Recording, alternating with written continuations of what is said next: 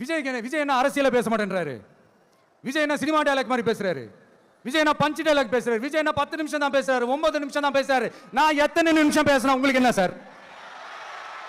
நான் எப்படி பேசினா உங்களுக்கு என்ன சார்? உள்ள விஷயம் என்னன்னு பாருங்க சார்.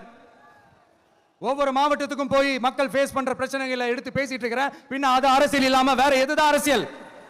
உங்களை மாதிரி தனிப்பட்ட முறையில தரக்குறைவா அசிங்கமா பேசுறதுதான் அரசியல்னா அந்த அரசியல் நமக்கு வராது. வராதுன்னா நல்லாவே வரும். உங்களை விட எனக்கு அது நல்லாவே வரும். வேணான்னு விட்டு வச்சிருக்கிறோம். அப்புறம் உங்களுக்கு நமக்கு என்ன வித்தியாசம்? காஞ்சிபுரத்தில் நாம பேசும்போது இந்த மாதிரி உங்களால் அமைக்கப்பட போற ஆட்சியில நம்ம ஆட்சிக்கு வந்த உடனே என்னெல்லாம் செய்ய போறோம்ன்றது சிலது சொன்னோம். அதையெல்லாம் தப்பா புரிஞ்சுக்கிட்டு இப்போ சொல்றேன், விளக்கமா சொல்றேன். நான் சலுகைகளுக்கு எதிரானவன் கிடையாது. மக்களுக்கான சலுகைகளை இலவசம்னு சொல்லி அசிங்கப்படுத்துறதுல எனக்கு உடன்பாடு கிடையாது. மக்கள் காசுல மக்களுக்கு செய்யறதை எப்படி இலவசம்னு சொல்லுவீங்க?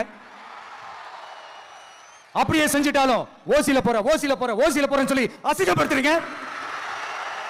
என்ன கேட்கறதுக்கு ஆள் இல்ல நினைச்சீங்களா? மக்களுக்கு ஒண்ணுனா இந்த விஜய் வந்து நிப்பா, இந்த விஜய் வந்து கேள்வி கேட்பா. இந்த விஜய் எப்பவுமே மக்கள் பக்கம் தான். அதே மாதிரி மக்களும் என் பக்கம் தான். என் மக்கள் மானத்தோட மரியாதையோட கௌரவத்தோட வாழணும். என் மக்கள் யாருக்கும் கீழே கிடையாது. அப்படி அவங்க கௌரவத்தோட வாழணும்னா அவங்களுக்கான வாழ்க்கை தரம் உயரணும். வாழ்க்கை தரம் உயரணும்னா அவங்களோட வாழ்வாதாரம் உயரணும். வாழ்வாதாரம் உயர்ந்தாதான் பொருளாதாரம் உயரும். பொருளாதாரம் உயர்ந்தாதான் வசதி வாய்ப்புகள் உயரும். இதெல்லாம் உயர்ந்தாலே ஆட்டோமேட்டிக்கா அவங்களோட வாழ்க்கை தரம், அவங்களுக்கான மரியாதை, அவங்களுக்கான கௌரவம் எல்லாமே உயரும். இதுக்கான வழிகள், அந்த சூழல்கள் அந்த கவர்மெண்ட் அமைச்சு கொடுக்கணும். இதுக்கான அந்த திட்டங்களை செயல்படுத்தணும். இதெல்லாம் செஞ்சாதான் அந்த அரசாங்கம் ஒரு நல்ல அரசாங்கம். இதைத்தான் சொன்னோம்.